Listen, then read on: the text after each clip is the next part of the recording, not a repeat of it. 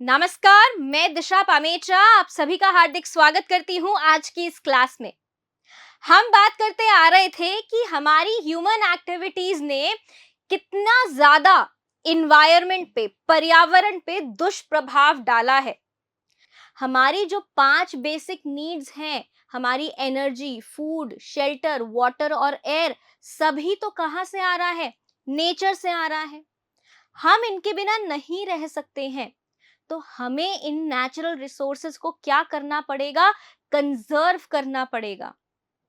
इन प्राकृतिक संसाधनों का संरक्षण करना पड़ेगा और आज इस क्लास में हम इसी के बारे में बात करने वाले हैं। तो जब हम बात करते हैं कंजर्वेशन ऑफ नेचुरल रिसोर्सेज की, तब हम उन सारे प्रोसेसेस के बारे में, सारे प्रक्रियाओं के बारे में बात करते हैं जिससे कि हम नेचुरल रिसोर्सेज का एकदम एफिशिएंट, सटीक यूज कर सकें। लेकिन हम उसका एक्सप्लॉइटेशन, शोषण ना करें। किसी भी तरीके से, किसी भी प्रक्रिया से हमारे प्राकृतिक संसाधनों का विनाश नहीं होना चाहिए, डिस्ट्रक्शन नहीं होना चाहिए। ऐसे सारे तरीके जिनसे हमारे नेचुरल रिसोर्सेज का डिग्रेडेशन ना हो, वो रिसोर्सेज या वो हमारी जो प्रोसेसेस हैं, वो सब क्या है? कॉन्जर्वेशन है हमारे नेचुरल रिसोर्सेज का। वो सारी एक्टिविटीज जिनसे हम क्या कर सकते हैं? नेचुरल रिसोर्सेज से बेनिफिट ले सकते हैं, लेकिन हम उनका एक्सेसिव यूज, उनका एक्सप्लॉइटेशन, शोषण को भी हम क्या करें? प्रिवेंट करें, रोकें। वो क्या है? कॉन्जर्वेशन है नेचुरल रिसोर्सेज का। अब हमारे पास में जो सारे नेचुरल रिसोर्सेज हैं, चाहे हम लैंड की बात करें, water, energy, food, forest, minerals, इन सब की बात करें, हमको इन सभी की जरूरत है और हमारी आने वाली जनरेशन को भी इन सब की जरूरत होगी। तो हमें क्या करना है? हमें इनको ऐसे यूज करना है कि हमारी आज की नीड्स भी, आज की जरूरतें भी पूरी हो और हमारे आने वाली पीढ़ियों की भी, जनरेशन्स की भी जरूरतें पूरी हो। तो हमारे को इनको कैसे यूज करना है? एफिशिएंटली, बहुत ज्यादा एफिशिएंट तरीके से यूज करना है। और ध्यान क्या रखना है कि जो वेस्टेज है वो बिल्कुल भी ना हो, जो यूजेज है वो कैसा हो? लेस वेस्टफुल हो। अगर हमने कुछ पेड़ काटे हैं उनकी लकड़ियों के लिए और उनकी लकड़ियों को काम में ले लिया है, तो ये ध्यान में रखा जाए कि पेड़ से सिर्फ लकड़ियां नहीं मिलती, पत्ते भी मिलते हैं, उनके फल भी मिलते हैं और उनके फूल भी मिलते हैं। इन सभी चीजों का एक साथ यूज हो और कंप्लीट एफिशिएंट यूज हो, बिल्कुल भी वेस्टेज ना हो, तभी हम क्या कर सकते हैं? हमारे नेचुरल रिसोर्सेज को कंजर्व कर सकते हैं। तो यहाँ पर हम बात करने वाले हैं हमारे 5 रिसोर्सेज के कंजर्वेशन के बारे में।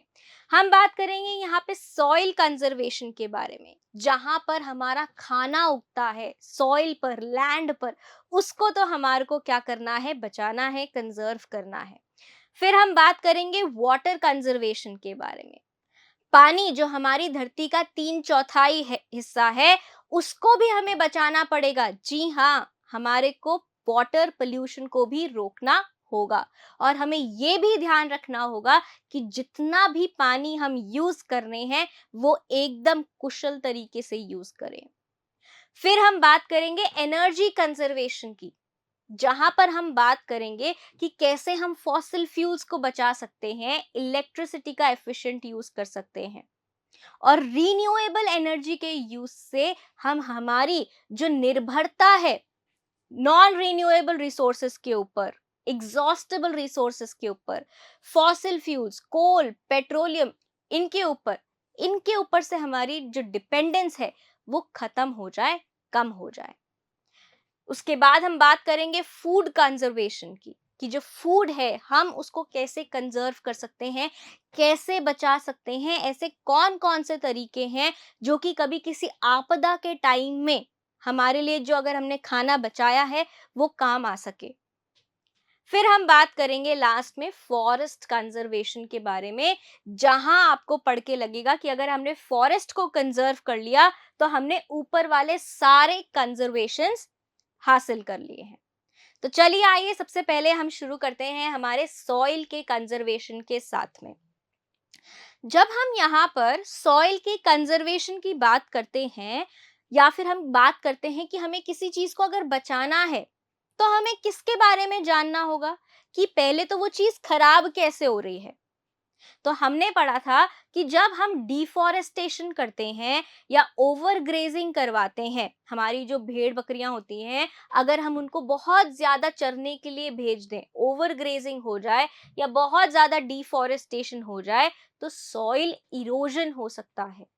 जो ऊपर की जो मिट्टी की परत होती है, उपजाऊ परत होती है, वो पानी के साथ बहते बहते चली जाती है, जिससे कि हमारी फर्टाइल सॉइल का क्या होता है, लॉस होता है। सॉइल की फर्टिलिटी का लॉस होता है, सॉइल का इरोजन का लॉस होता है। तो इन्हीं दो चीजों को हमें क्या करना है, रोकना है। तो सबसे पहले हमें चेक करना है मिट्टी का कटाव, चेकिंग ऑफ सॉइल इरोजन। मिट्टी के कटाव को हमें रोकना है।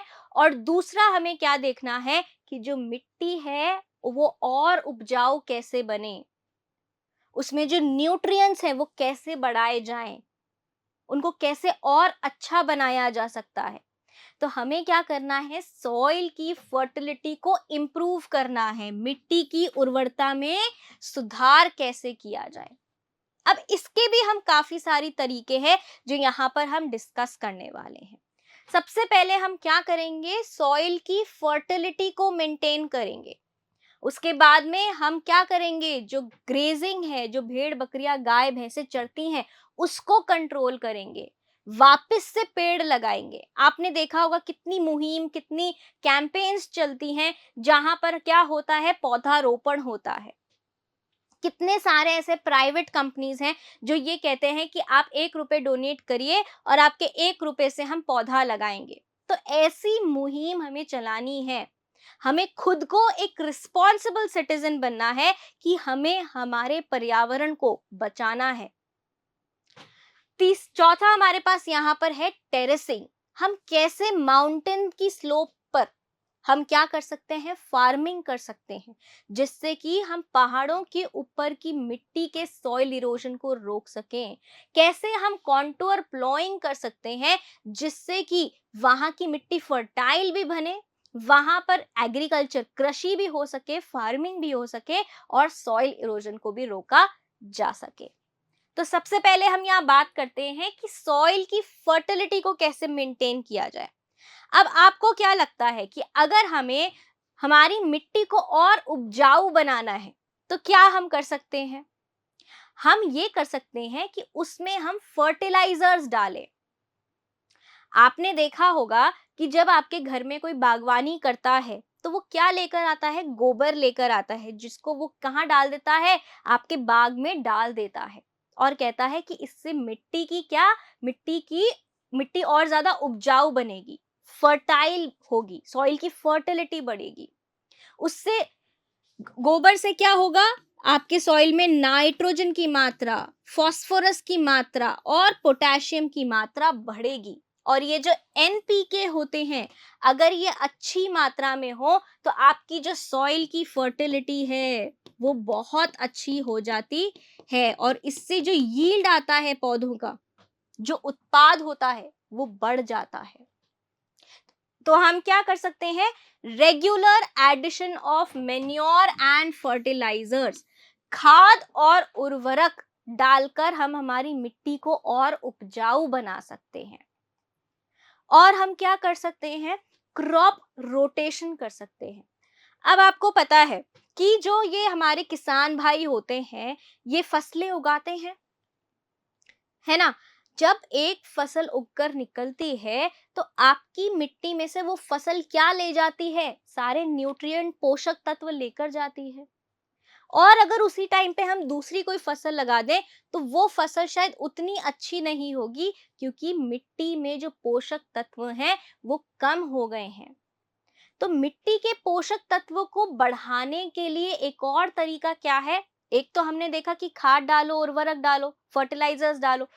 दूसरा क्या कर सकते हैं ये किसान भाई, क्या करते हैं, एक सीजन में ऐसी फसल उगाते हैं जो कि नाइट्रोजन को उस मिट्टी में फिक्स कर सके। जैसे कि लेग्यूम्स, जो हमारी फलियां होती हैं, जो ये सब क्या होती हैं, ये नाइट्रोजन फिक्सिंग क्रॉप्स होती हैं, जो कि सॉइल की, मिट्टी में नाइट्रोजन की मात्रा को बढ़ाती है, सॉइल में नाइट्रोजन के कंटेंट को बढ़ाती है। एक सीजन में ऐसी फसल उगाई जाए और दूसरे सीजन में ऐसी फसल उगाई जाए जो उस नाइट्रोजन को कंज्यूम करे।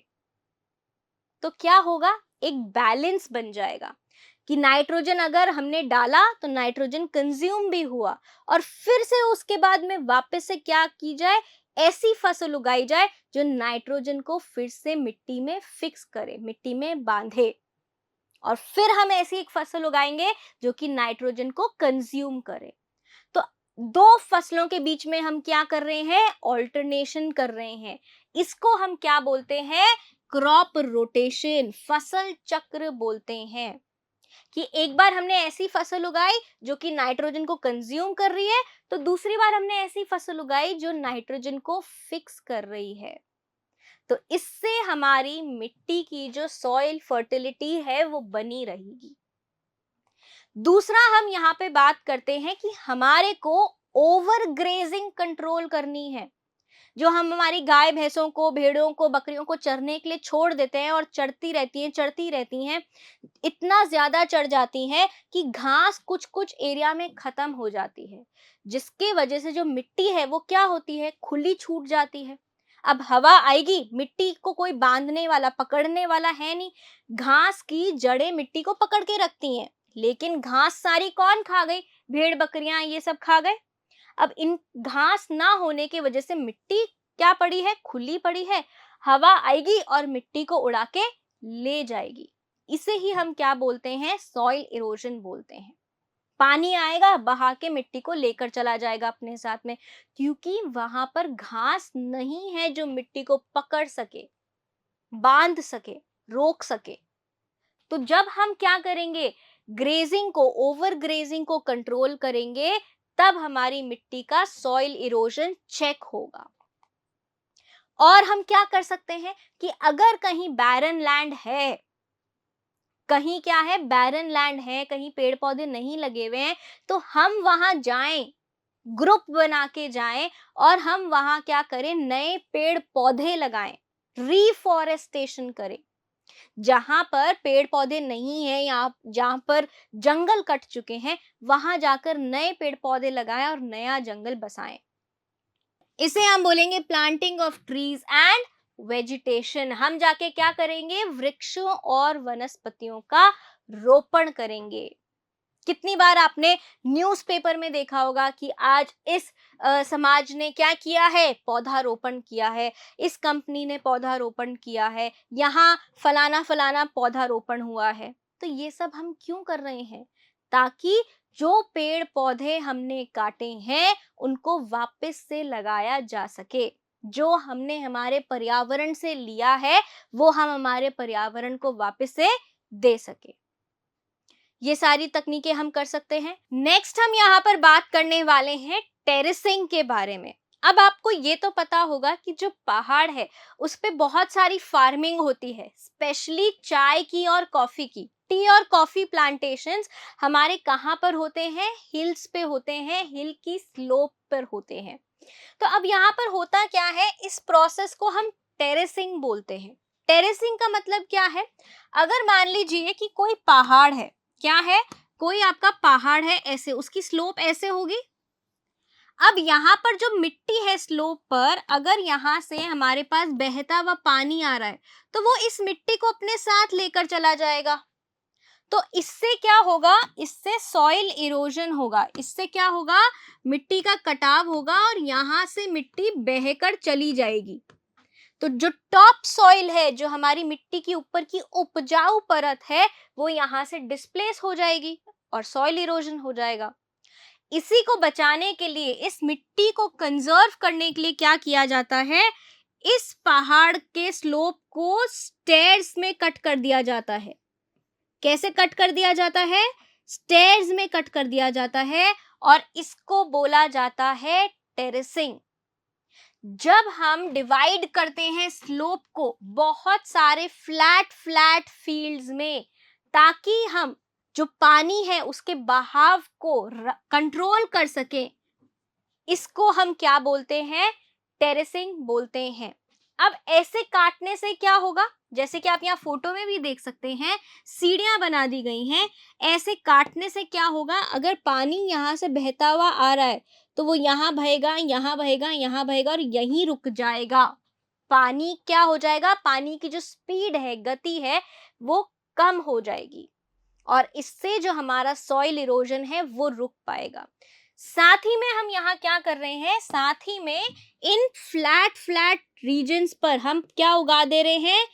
पेड़ उगा दे रहे हैं, पौधे उगा दे रहे हैं, प्लांटेशन कर दे रहे हैं, जिससे कि यहाँ पर क्या होगा? जो मिट्टी है वो बंध भी जाएगी, और हमने इनको सीढ़ियों के फॉर्म में कट भी कर दिया है, तो पानी के साथ मिट्टी बहकर भी नहीं जाएगी। तो हमारे एक तीर से दो निशाने लग रहे हैं यहाँ पे। कैसे? सॉइल इरोजन भी हमारा रुका, और यहाँ पे हमारी फार्मिंग भी हो रही है। So this is the benefit of terracing. ऐसे ही एक और यहाँ पर प्रोसेस होता है जिसको हम बोलते हैं काउंटर प्लॉइंग। इसमें क्या होता है? जो स्लोप होती है आपका, उसके परपेंडिकुलरली प्लॉ किया जाता है, जिससे क्या होगा? जो पानी है वो बहने से रुक जाता है। बात समझ में आ रही है? तो यहाँ पर क्या कर रहे हैं? प्लॉ कर रहे हैं राइट एंगल्स पे टू दी स्लोप। इससे क्या बन जाएगा? एक ऐसा फरो सा बन जाएगा, और फरो बनने की वजह से जो पानी है, जो बह रहा है, जो बहता चला जा रहा है, वो यहीं आके ऐसे अटक जाएगा, बहकर नहीं चला जाएगा, और मिट्टी का इरोजन बचेगा। तो ploughing at right angles to the slope arouse furrows to trap water. पानी को हम रोक सकेंगे, पकड़ सकेंगे। तो यहाँ पर पे हमने काउंटर प्लॉइंग से क्या किया? काउंटर प्लॉइंग से हमने सॉइल इरोजन को चेक किया, हमने सॉइल इरोजन को होने से रोका, मिट्टी के कटाव को हमने रोका। ये तो हुई बात हमारे सॉइल कंजर्वेशन की। अब हम बात करते हैं कि हमारा जो वाटर है उसका हम कंजर्वेशन कैसे कर सकते हैं। अब सबसे पहला तरीका वो ये है कि जहां पर भी पानी इकट्ठा हो रहा है, जहां पर भी पानी इकट्ठा हो रहा है, कैचमेंट एरिया है जहां पर, वहां पर क्या कर दो? फार्मिंग कर दो, वेजिटेशन कर दो, जिससे कि वो जो पानी आ रहा है, पानी उस जगह इकट्ठा हो रहा है, तो वो पानी उस जगह जड़ों की मदद से पकड़ लिया जाए, और वहां पर वो ग्राउंड वाटर टेबल का भी जो स्तर है वो बढ़ सके। क्योंकि रूट्स क्या करेंगी? जड़ क्या करेंगी? पानी को एब्जॉर्ब कर लेंगी। बात समझ में आ रही है? अब जैसे कि यहाँ देखिए, यहाँ पर अगर बारिश हो रही है और अलग अलग जगहों से पानी आकर इस जगह पर पानी इकट्ठा हो रहा है, अब आपने अगर इस जगह पर पानी जहाँ इकट्ठा हो रहा है वहां आपने पेड़ पौधे लगा दिए, वहां आपने क्या कर दिया? वेजिटेशन को ग्रो कर दिया है, तो वहां पर क्या होगा? जो उस वेजिटेशन की जड़ें हैं वो उस पानी को पकड़ लेंगी, रोक लेंगी, सोख लेंगी, और पूरा ग्राउंड वाटर तक पहुंचा देंगी। तो ये हमने क्या किया? ग्रोइंग वेजिटेशन इन कैचमेंट एरियाज। जो जल ग्रहण क्षेत्र होते हैं उनमें हमने पौधों को उगाया। और हम कैसे पानी को कंजर्व कर सकते हैं? हम क्या कर सकते हैं? डैम्स बना सकते हैं, रिजर्वॉयर्स बना सकते हैं, और इनको बना के हम क्या कर सकते हैं? डैम्स और रिजर्वॉयर्स को बना के, डैम्स और रिजर्वॉयर्स को बना के जो भी हमारा पानी है, नदियों का पानी या तालाबों का पानी है, उनको हम चैनल कर सकते हैं। चैनल कैसे कर सकते हैं? कि जहां जितनी जरूरत है उतना ही पानी जाए, जिससे कि हमारे किसान भाई के जो खेत हैं वहां पानी पानी पहुंचे भी, और पानी व्यर्थ इधर उधर ना फैले।